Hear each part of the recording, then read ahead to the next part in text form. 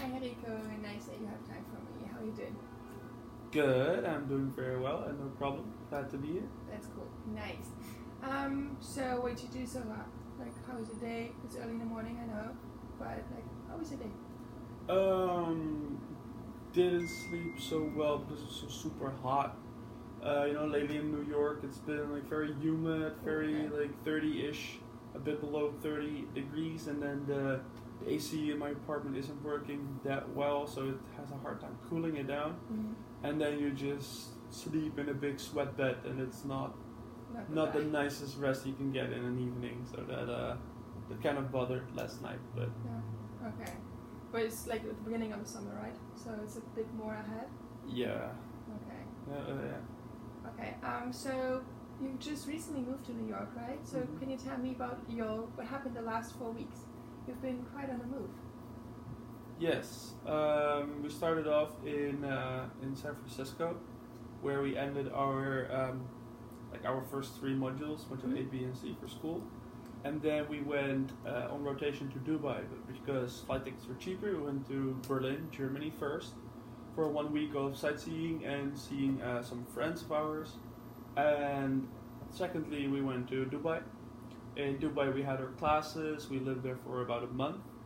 Did a bit of sightseeing, some touring to Abu Dhabi, and being on the go all the time. In Dubai, it was also very, very hot. It's like we arrived there 35 degrees, and very soon it was 40 degrees, 45 degrees, and that added up real quick. So we were quite glad to leave again because it was reaching 45. Mm-hmm. So then we arrived in New York, and it was way cooler actually than what we were used to, so that was a relief. Only now the comfort in the apartment might be slightly less because the airco in the Dubai apartment was just built for hot weather, and this one might be a bit outdated. Okay, so how do you feel about all those travels? I mean, what I understand is that heat is a big impact for you. So airco does not work very much, but just in general, how did you experience all those rotation travels? That's not necessarily that heat is the problem, I guess, Mm-hmm. because in Dubai it was way hotter than in New York, but I still had like the sleep that I had was more than fine. It was quite comfortable just because you can put the airco on a certain mode and just sleep through it. You get a cold here and there, but that's just getting used to it, I guess. Mm-hmm. But I'd say having enough sleep has a huge impact on me. If I don't get my 8 hours a day, you just know that in terms of focus and concentration, you are behind on your average that you usually are on a regular day.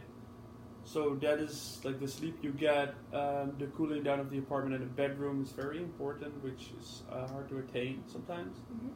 And I think also together with traveling and being on the go all the time, that's an issue to touch upon because you just feel you're getting exhausted and you don't have a home base and you're going around, and it's quite relaxed at some point that you have one base to settle in for at least a while.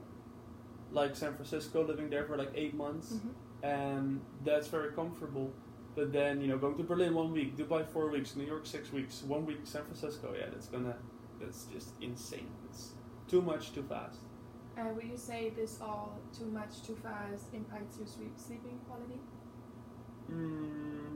No, maybe not. Like the only thing that impacts my sleeping quality would be like the weather, apartment isolation, or restless thoughts about job hunts, or that you can't sleep for whatever reason, and then thoughts just get into your head, and then you end up not being able to sleep, and then you just grab your phone, go on LinkedIn, try to find for jobs, apply, and before you know it, it's like 4 a.m. and then you're like, fuck.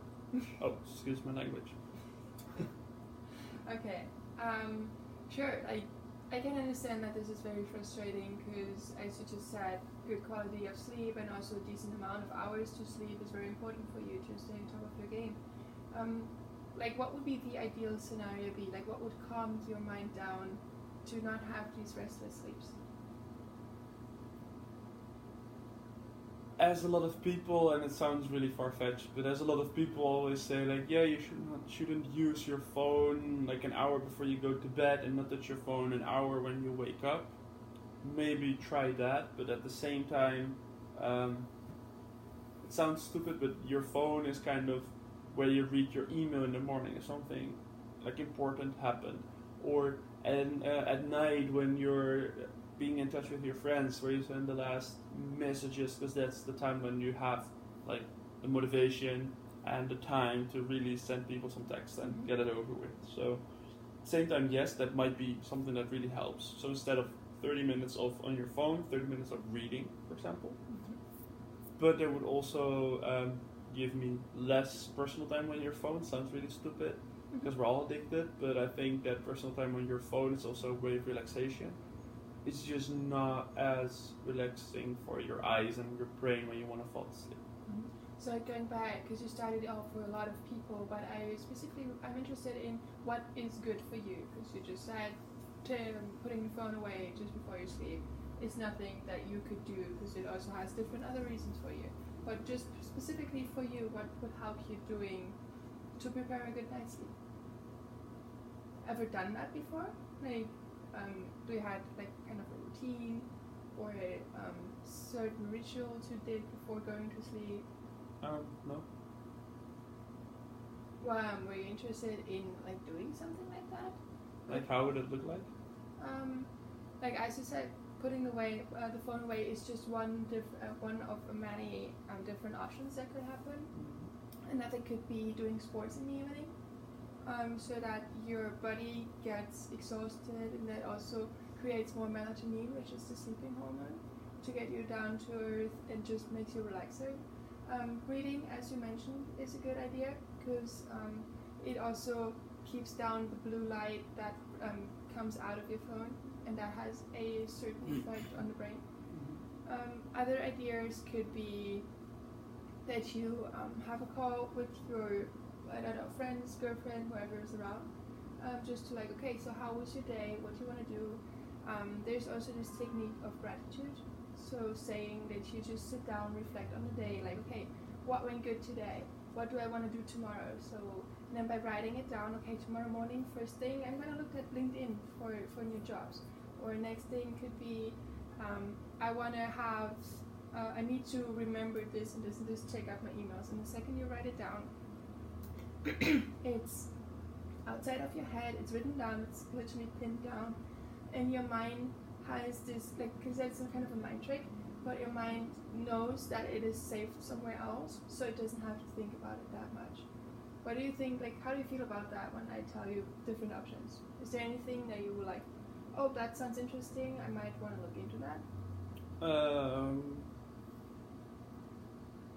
Yes and no, I guess, because I think those are certain. For example, going to the gym at night or the reading part, it's something that you unawarely do already.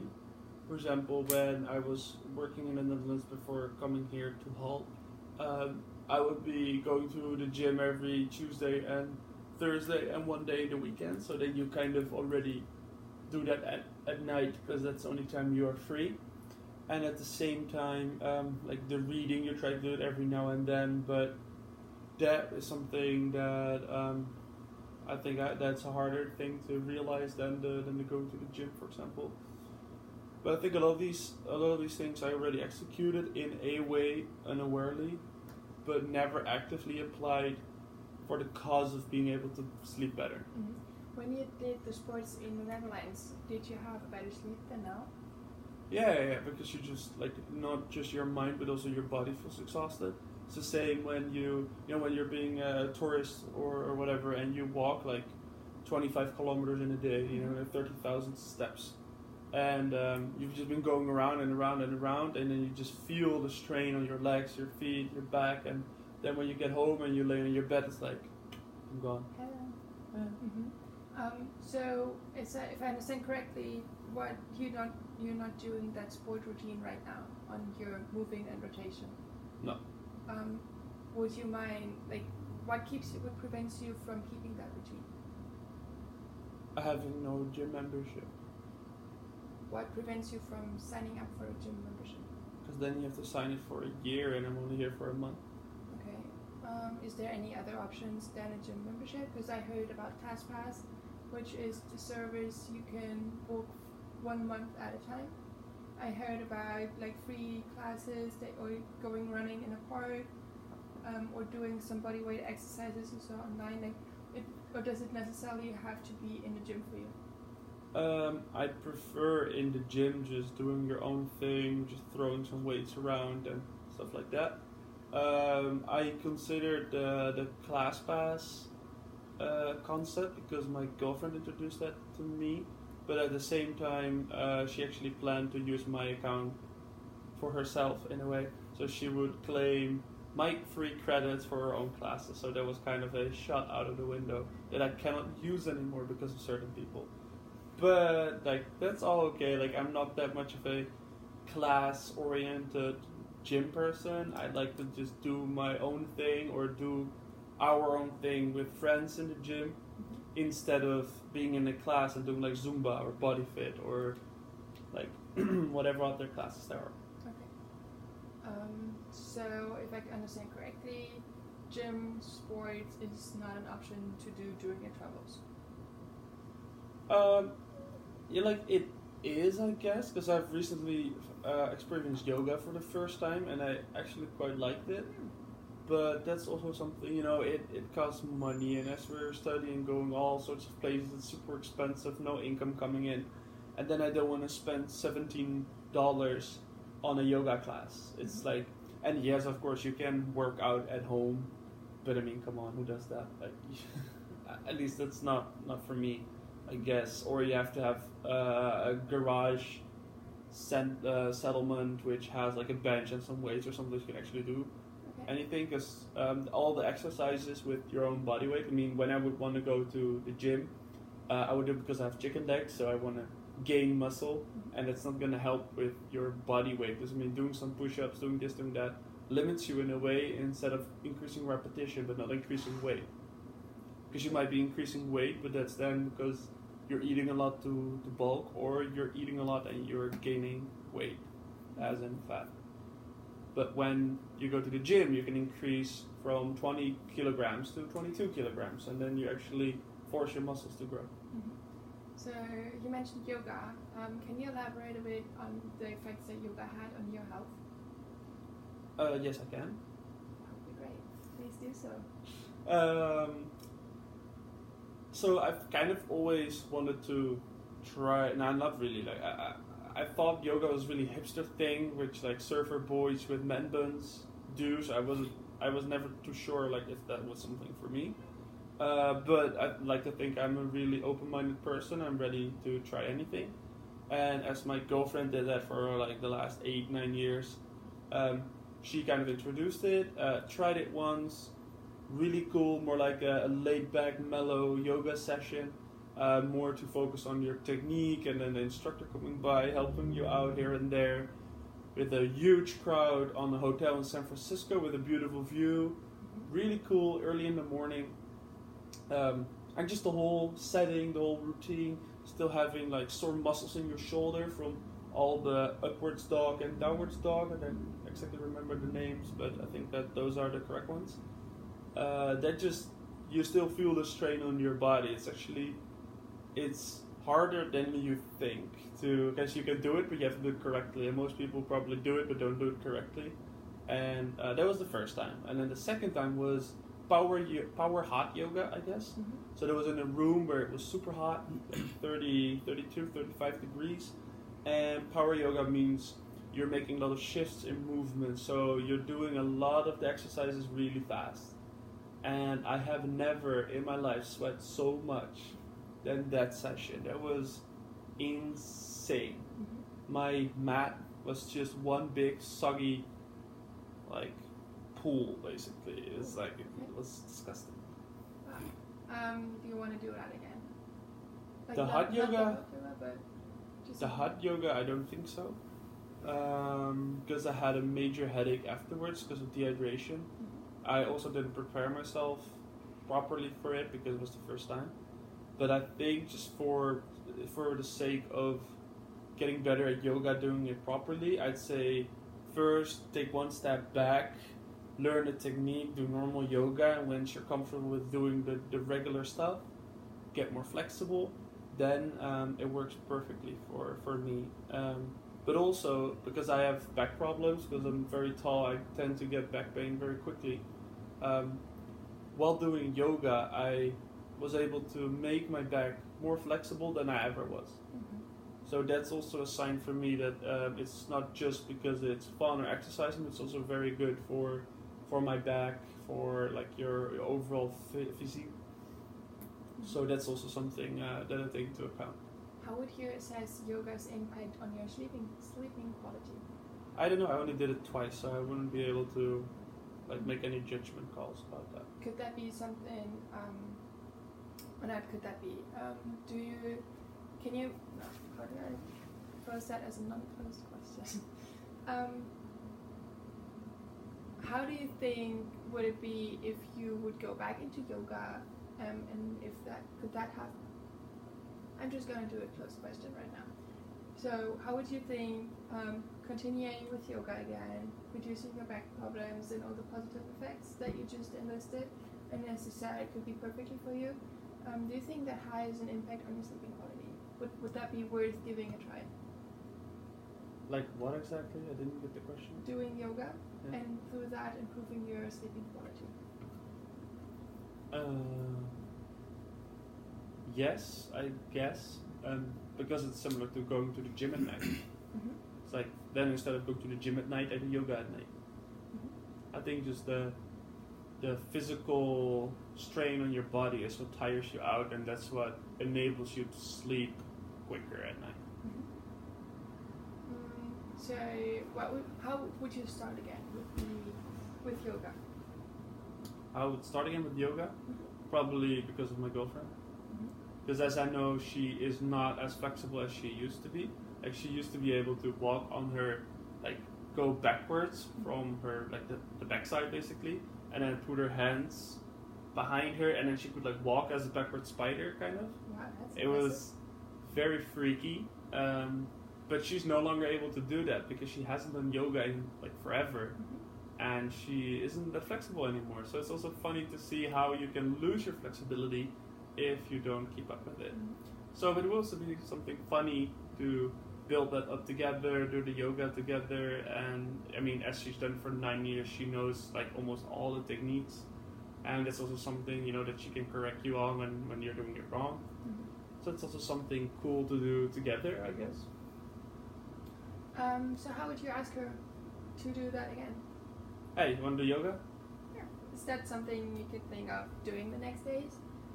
Just to try something new out, because I see the excitement in your eyes, and I can see that it's also a challenge for the two of you, and it might have positive impact on your sleeping quality. No.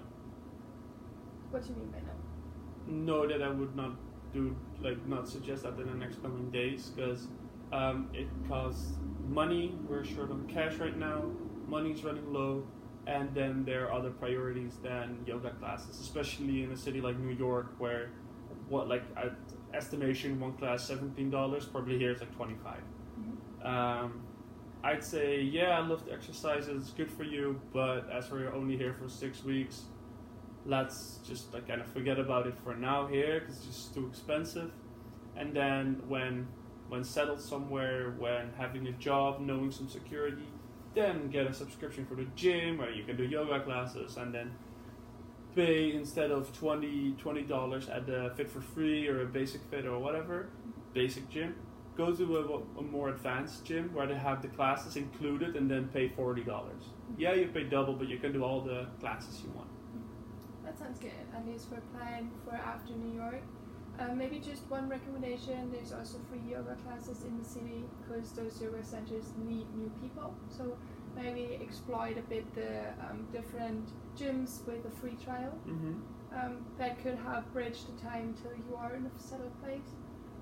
Just have a look into that. It's just a recommendation, that's what I do. Do you think my girlfriend would like that, the free yoga classes? I guess so. From what I heard, from what you told me about her, she would very much like that. Just ask her, maybe surprise her even with that. Because if she's done that for 9 years, as I understand correctly, she might be very open to it. Okay, that's a good recommendation. Alright.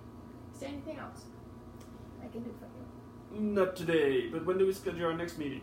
I'm free next week, so whenever you're free, just maybe check your agenda, give me a call, and then we can do it next time. Will do, ma'am. Awesome. I'm looking forward to it. Thank you. Bye. Wait. Oh no, you can say your observations. Okay. Well, generally I felt that you've been very effective in identifying issues like the sleep thingy and... I think you have to speak up a bit. Do I? Okay, so I think you've been very effective in identifying like possible problems, which in this case was like getting enough sleep and not getting distracted while trying to sleep. But then going to a solution, I felt like you literally suggested some possible solutions and then explored those rather than have himself come up with anything. So there's like maybe too much guidance in there. But for the remainder, I felt it was pretty good. I don't think you should like only focus on like only open questions or only allow that, because sometimes a closed question is fine if that helps the conversation. I mean, in the end of the day, that's the goal, and just the kind of questions is only a mean of achieving that goal. So, yeah, that's what I noticed. Cool. Yeah. Sounds good. Perfect. Sure. Thank you.